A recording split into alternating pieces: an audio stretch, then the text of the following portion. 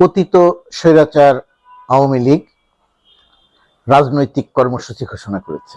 রাজনৈতিক বললে ভুল হবে, তারা কঠোর হরতাল পালন করবে এই কর্মসূচি ঘোষণা করেছে। ইতিপূর্বে কবে 18 তারিখ না কবে জেনেছিল, এর আগের মাসের একটা তারা হরতাল ঘোষণা করেছিল। তো পৃথিবীর ইতিহাসের সবচেয়ে নজিরবিহীন হরতালটি সম্ভবত পালিত হয়েছে। রাজনীতিতে একটা আলোচনা চলছিল যে আওয়ামী লীগ বাংলাদেশের রাজনীতিতে ফিরতে পারবে কি পারবে না, আওয়ামী লীগ আগামী নির্বাচনে, জাতীয় নির্বাচনে অংশ নিতে পারবে কি পারবে না, সুযোগ দেওয়া হবে কি হবে না, এই আলোচনা চলছিল। এই আলোচনা যখন চলছিল ঠিক তখনই আওয়ামী লীগ রাজনৈতিক কর্মসূচি ঘোষণা করলো। তারা লিফলেট বিলি করবে, বিক্ষোভ করবে, মিছিল করবে, কঠোর হরতাল পালন করবে, কোট আনকোট কঠোর হরতাল পালন করবে। হরতাল বিষয়ে একটি কথা বলি যে শেখ হাসিনা পতিত স্বৈরাচারের প্রতিকৃতি, জোর করে ক্ষমতা দখল করে থাকা কোট আনকোট প্রধানমন্ত্রী গণ আন্দোলনের মুখে পালিয়ে যাওয়ার আগে পর্যন্ত দেশের ক্ষমতা দখলকারী প্রধানমন্ত্রী, তার সবচেয়ে বড় একটা গুণ হচ্ছে বাংলাদেশের ইতিহাসে সম্ভবত সবচেয়ে বেশি দিন হরতাল পালন করেছে সে। বাংলাদেশের ইতিহাসে সবচেয়ে বেশি হরতাল বিরোধী কথা বলেছে সে, মানে হরতাল পালনও সে করেছে, হরতাল বিরোধী কথাও সে বলেছে।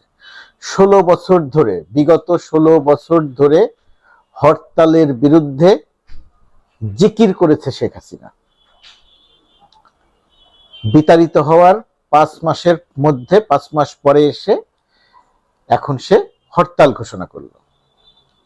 এখন এই হরতাল বা আওয়ামী লীগের কর্মসূচি নিয়ে আলোচনা করছে কিনা, আওয়ামী লীগের কি এই রাজনৈতিক কর্মসূচি বাস্তবায়ন করার সক্ষমতা আছে, তারা কি হরতাল পালন করতে পারবে?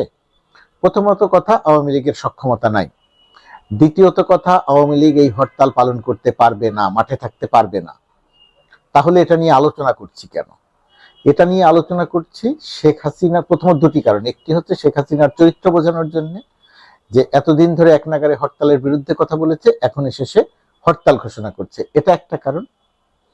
আরেকটা কারণ, দেশের ভেতরে আওয়ামী লীগের যে তৃণমূল পর্যায়ের নেতা কর্মীরা আছে, তারা রাস্তায় আসবে বা মাঠে আসবে শেখ হাসিনা প্রত্যাশা করে, এবং তাদের উপরে আক্রমণ হবে। সেই আক্রমণটি ছাত্র জনতা করবে, কারণ তাদের অপকর্মের কারণে তো, আওয়ামী লীগের অপকর্মের কারণে তো মানুষের ক্ষোভ যায় নাই।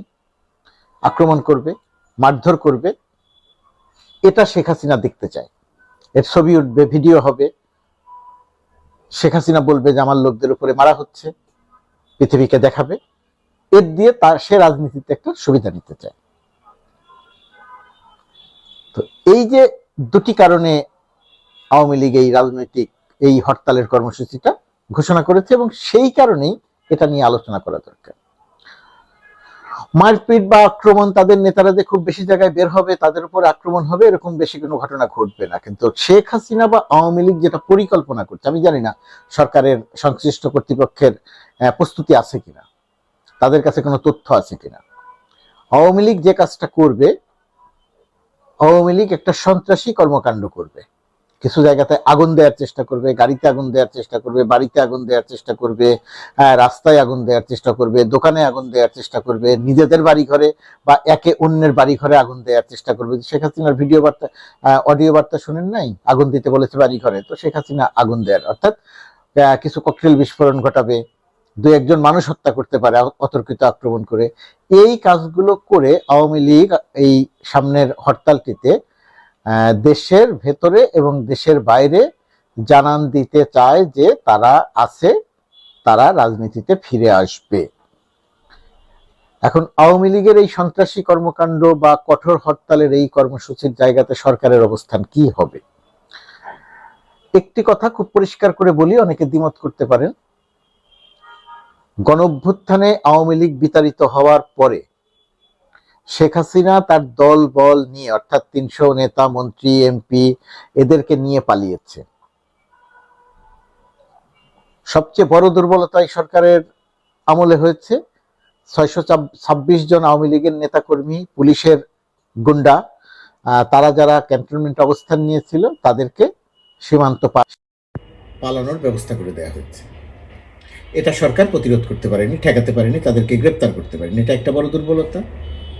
খেয়াল করে দেখেন, সেদিন শারমিন চৌধুরী স্পিকার পাসপোর্ট অফিসে আসে নাই, কিন্তু তার আঙুলের ছাপ দেওয়া হয়েছে। এখন সে কোথায় আছে? সে কি পাসপোর্ট পেয়ে গেছে? সে কি দেশের বাইরে পালিয়ে চলে গেছে, বা তাকে পালাতে সুযোগ দেওয়া হয়েছে? এই তথ্য সরকারের কাছে আছে কিনা জানি না, বাংলাদেশের কারো কাছে নাই। যে কথাটা বলতে চাইছি সেটা হচ্ছে, আওয়ামী লীগের লোকজনও যা ধারণা করেছিল যে তাদের পতনের পরে তাদের উপরে যে নিপীড়ন, নির্যাতন, হত্যাকাণ্ড সংগঠিত হবে, সেই তুলনায় তাদের উপরে প্রায় কিছুই হয়নি, প্রায় কোনো আক্রমণ হয়নি। হত্যাকাণ্ডের যে গল্প প্রচার করা হয় সেটা একেবারেই অসত্য। 42-43 জন পুলিশ মারা গেছে, পরবর্তীতে কিছু মানুষ মারা গেছে 5 তারিখের পরেও, কিন্তু সেটা খুবই নগণ্য। আওয়ামী লীগের যে অপরাধ, আওয়ামী লীগের প্রতি মানুষের যে ক্ষুব্ধতা, সেই তুলনায় একেবারেই সামান্য। তো এই যে তাদের বিরুদ্ধে যে ব্যবস্থা নেওয়া হয় নাই, ছাত্র জনতা যে তাদেরকে হত্যা করে নাই, তাদেরকে নিপীড়ন করে নাই, এতে আওয়ামী লীগের শক্তি, এতে আওয়ামী লীগের সাহস বেড়েছে। এই সাহস বাড়ার কারণে তারা এখন এসে হরতালের মতো কর্মসূচি ঘোষণা করতে পারছে। আর যেহেতু ছাত্র জনতা আওয়ামী লীগের উপরে আক্রমণ, নিপীড়ন, নির্যাতন করে নাই, আওয়ামী লীগ এটাকে গল্প হিসেবে প্রচার করে খুব বেশি সুবিধা করতে পারছে না, সেই কারণে আওয়ামী লীগ বা শেখ হাসিনা এখন চায় যে তাদের দলের নেতা কর্মীদের উপর আক্রমণ হোক, বাড়িঘর জ্বালিয়ে পুড়িয়ে দেয়া হোক, তাহলে সে বলতে পারবে যে দেশে অরাজকতা চলছে। এটাই আওয়ামী লীগের এই হরতাল এবং রাজনৈতিক কর্মসূচি ঘোষণার মূল কারণ। সরকারের জায়গা থেকে বিচারিক প্রক্রিয়া চলছে, শেখ হাসিনা সহ অপরাধীদের বিচার চলছে, গণহত্যাকারীদের বিচার চলছে।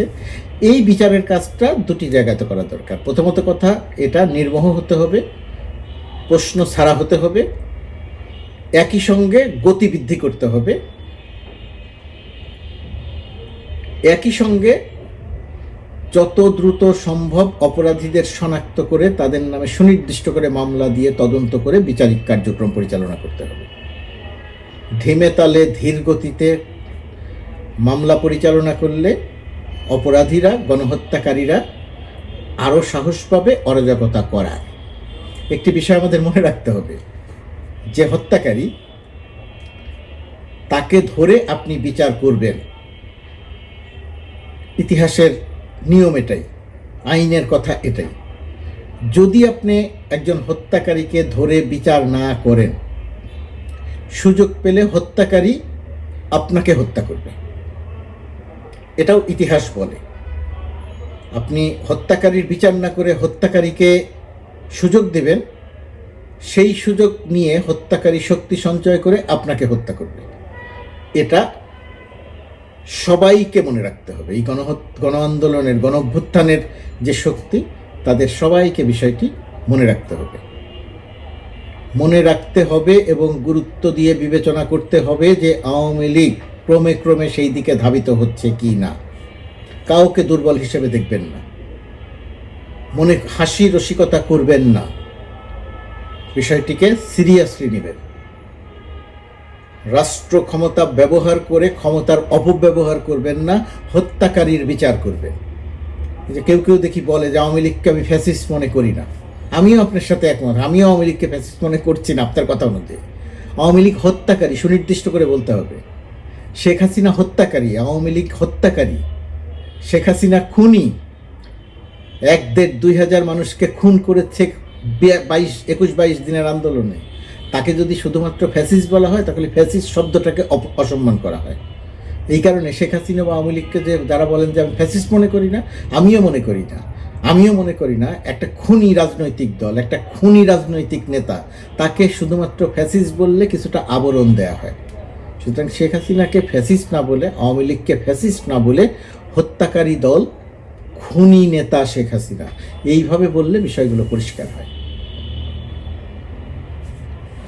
শেখ হাসিনার যে হরতালের কর্মসূচি, রাজনৈতিক কর্মসূচি, আমি জানি এগুলো নিয়ে হাসি রসিকতা হবে, মশকরা হবে, পারল না, করল না,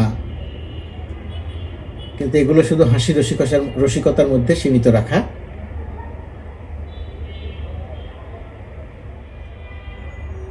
হত্যাকারীকে তার হত্যার বিচার না করে শক্তি সঞ্চয় করতে দেবেন না। হত্যাকারী সুযোগ পেলে আবার যে হত্যা করে, অর্থাৎ তাকে আবার হত্যা করার সুযোগ দেবেন না। ছাত্র জনতার, শত শত ছাত্র জনতার রক্ত হাতে লেগে আছে শেখ হাসিনার। সেই হাত, রক্ত মাখা হাত নিয়ে সে দিল্লিতে বসে আছে। সে বাংলাদেশের মানুষকে উচিত শিক্ষা দিতে চায়। সে বলেছে,